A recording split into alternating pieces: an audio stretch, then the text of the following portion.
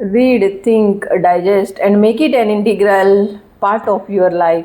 पुस्तक परिचय चॅनलमध्ये आपल्या सर्वांचं स्वागत आहे.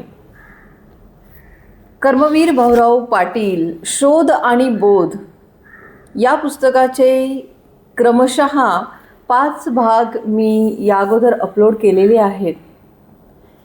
कर्मवीर भाऊराव पाटील शोध आणि बोध या पुस्तकाचे 2 महत्त्वाचे भाग आहेत. पहिल्या भागामध्ये कर्मवीर भाऊराव पाटील यांचं जीवन कसं होतं आणि दुसऱ्या भागामध्ये कर्मवीर भाऊराव पाटील यांच्या आयुष्यातून आपण काय बोध घेऊ शकतो, त्यामधील विद्यार्थ्यांनी काय बोध घेता येतील हा भाग अगोदर अपलोड केलेला आहे. तर आजच्या भागामध्ये शिक्षक कर्मवीर भाऊराव पाटील यांच्याकडून काय बोध घेऊ शकतील या महत्त्वाच्या 5 मुद्द्यांबद्दल मी बोलणार आहे. पहिली गोष्ट जी सगळ्यात महत्त्वाची आहे ती म्हणजे शिक्षक जो आहे तो हा एक विद्यार्थी, अजन्म विद्यार्थी असला पाहिजे. म्हणजेच कर्मवीर भाऊराव पाटील यांना शिकवायचं होतं. मग त्यांनी खाजगी शिकवणी घ्यायचं ठरवलं. त्यावेळी अगदी सामान्य बुद्धीचा मुलगा त्यांच्याकडे शिकायला येत होता. मग त्यावेळी ते स्वतः अगोदर खूप चांगला अभ्यास करायचे आणि मग त्याला शिकवायचे. आणि तो सामान्य बुद्धीचा असल्यामुळे त्याला शिकण्यासाठी जास्त वेळ लागायचा. तर 1 तासाच्या ऐवजी कर्मवीर 2 तास त्याला शिकवत बसायचे. त्यानंतर त्यांना संस्कृत शिकवा म्हणून एक जणांनी विचारलं.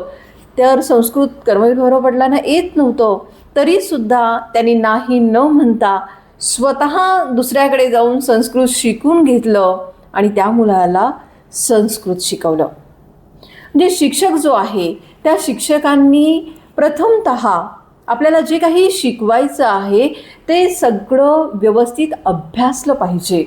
मग त्यामुळं काय होईल तर आशय ज्ञान जे आहे ते शिक्षकांचं चांगलं होईल आणि मग शिक्षकांमार्फत ते विद्यार्थ्यांपर्यंत पोहोचेल. म्हणून पहिला बोध जो आहे तो शिक्षक हा अजन्म विद्यार्थी असला पाहिजे. जे विद्यार्थ्यांबरोबरच शिक्षकांनी सुद्धा सतत अभ्यास करत राहिलं पाहिजे. नंबर 2, अध्यापन म्हणजे फक्त बोलणे नव्हे तर आपले जे विद्यार्थी आहेत त्या विद्यार्थ्यांना विचार प्रवृत्त करणं. वसतिगृहामध्ये कर्मवीर संध्याकाळी सगळ्या मुलांना एकत्र करून त्यांच्याशी गप्पा मारायचे. कर्मवीर भाऊराव पाटील स्वतः अनेक वृत्तपत्र वाचत होते की आत्ता सध्या काय चालू आहे जगामध्ये ते सगळं समजावं म्हणून आणि मुलांना ते सांगता यावं यासाठी. एक दिवस वडाच्या झाडाखाली ते सगळ्या मुलांना बोलवून बसलेले होते आणि मग त्यांनी काय केलं तर सगळा गोल करून मुलं बसली होती. मग जगामध्ये जे चालू आहे त्यातला एक ज्वलंत प्रश्न त्यांनी मुलांसमोर मांडला आणि मग मुलांना सांगितलं की बघा, जर अशी परिस्थिती निर्माण झाली तर आपण काय करू शकतो. आणि मग प्रत्येक विद्यार्थीसुद्धा आपापली मतं मांडू लागला. म्हणजे शिकवणं म्हणजे फक्त माहितीचा भडीमार करणं असं नाही, तर आपण शिक्षक म्हणून विद्यार्थ्यांना विचार करायला प्रवृत्त करायला पाहिजे. सगळं काही आपणच सांगून टाकून मोकळं होऊन उपयोग नाही, तर विद्यार्थ्यांना विचार करायला प्रवृत्त करणं हे आपलं शिक्षक म्हणून काम आहे, जे कर्मवीर भाऊराव पाटील स्वतः करीत होते. आणि कर्मवीर भाऊराव पाटील हे शिक्षकांसाठी नक्कीच आदर्श आहे. नंबर 3, वर्गनायक पद्धती. तर वसतिगृहामध्ये सगळी मुलं एकत्र राहत असतात आणि मग त्यामुळं काय कर्मवीर भाऊराव पाटलांनी काय केलं तर जी मोठ्या वर्गातली मुलं आहेत त्या हुशार मुलांना ही जी लहान क्लासमधली मुलं आहेत त्यांना सगळ्यांना शिकवायला सांगितलं आणि मुलंसुद्धा आवडीनं ते शिकवायला लागली. म्हणजे ज्यावेळी आपण शिकवतो त्यावेळी आपला डबल अभ्यास होतो आणि आपल्या बुद्धीमध्ये ते परफेक्ट बसतं. म्हणजे ज्यावेळी एखादा मोठ्या क्लासमधला मुलगा छोट्या क्लासमधील मुलाला शिकवतो आहे त्यावेळी यामध्ये दोघांचाही फायदा होतोय, एक शिकवणाऱ्याचा आणि दुसरा शिकणाऱ्याचा. म्हणजे अशी वर्गनायक पद्धती त्यांनी तयार केली होती की जी सगळ्याच मुलांच्या दृष्टीने वसतिगृहामध्ये फायदेशीर होती.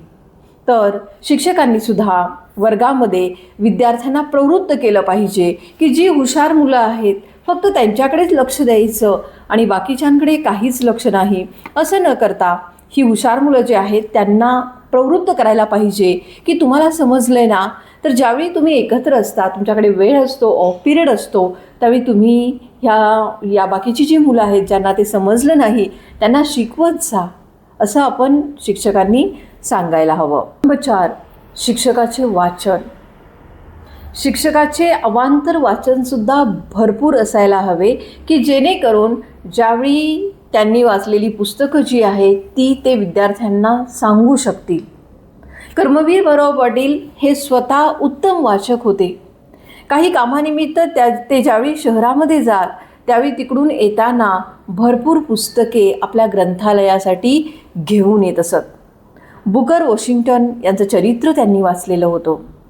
महात्मा गांधींची आत्मकथा हे त्यांचं आवडतं पुस्तक होतं. तर महात्मा फुले हे तर त्यांचे आदर्शच होते. आणि शेतकऱ्यांचे असूड हे जे महात्मा फुलेंनी लिहिलेलं पुस्तक आहे ते कर्मवीरांना खूपच भावलं आणि त्याचप्रमाणे त्यांनीही गरीब दलित समाजासाठी काम करायचा निर्णय घेतला. म्हणजे कर्मवीर भाऊराव पाटील यांचं शिक्षण जरी कमी असलं तरीसुद्धा त्यांचं वाचन भरपूर होतं, जे ज्ञान सखोल होतं. वर्तमानपत्रसुद्धा ते सांगतात की प्रत्येक बातमी अगदी मनापासून ते वाचत होते. म्हणजे प्रत्येक वर्तमानपत्रसुद्धा मनापासून ते वाचत होते. आता शिक्षकांनी पुस्तकं वाचून जर त्याचा सारांश जो आहे तो विद्यार्थ्यांना सांगितला तर विद्यार्थ्यांनासुद्धा मनामध्ये असे वाटेल की आपणसुद्धा पुस्तक वाचायला पाहिजे. आपल्या सरांनी सांगितलं आहे ना, तर आपणही वाचूया. आणि म्हणून शिक्षक हा उत्तम वाचक असला पाहिजे कर्मवीर भाऊराव पाटील यांच्यासारखा. आणि त्यांनी विद्यार्थ्यांनासुद्धा वाचायला प्रवृत्त केलं पाहिजे. 5, सगळ्यात महत्त्वाचं, त्यागाचा वारसा. कर्मवीर भाऊराव पाटील यांनी रयत शिक्षण संस्था उभारण्यासाठी जो त्याग केलेला आहे तो त्याग आपल्या डोळ्यासमोर असावा. आणि मग आपणही त्यांच्याप्रमाणे काही त्याग करू शकतो का? म्हणजे फक्त पगारापुरती नोकरी न करता एक सामाजिक शिक्षक म्हणून, समाजाचा एक घटक म्हणून समाजाच्या सुधारणेसाठी आपण काही प्रयत्न करू शकतो का, याचा विचार शिक्षकांनी केला पाहिजे. यामध्ये आपण 3 गोष्टींचं दान करू शकतो. एक आहे ज्ञानदान, पैसा आणि सेवा. मग यानुसार प्रत्येक शिक्षकाने काही ना काहीतरी त्याग आपल्या विद्यार्थ्यांसाठी करायला हवा. एखाद्या विद्यार्थ्याकडे शिक्षणासाठी काही पैसे नसतील तर कधीतरी एखाद्या विद्यार्थ्याला आपण मदत करायला काय हरकत आहे आपल्या पगारातून. कर्मवीर भाऊराव पाटील यांनी तर स्वतःच्या स्वार्थाचा कधीच विचार केला नाही. वेळ प्रसंगी त्यांनी आपल्या पत्नीचे 90 तोळे सोनं विकून टाकलं संस्थेसाठी. कधीकधी संस्थेवर वेळ आल्यानंतर संस्थेतले कर्मचारी शिक्षक जे आहेत त्या शिक्षकांनी अर्ध्या पगारावर सुद्धा नोकरी केलेली आहे. म्हणजे एवढा सगळा त्याग, या त्यागावर उभा राहिलेली आपली ही संस्था, मग त्या संस्थेमध्ये जर आपण काम करतो तर आपलीही काही जबाबदारी आहे. आणि म्हणून प्रत्येक शिक्षकाने ही त्यागाची भावना ठेवून काही ना काहीतरी निस्वार्थ कृती विद्यार्थ्यांसाठी जरूर करायला हवी.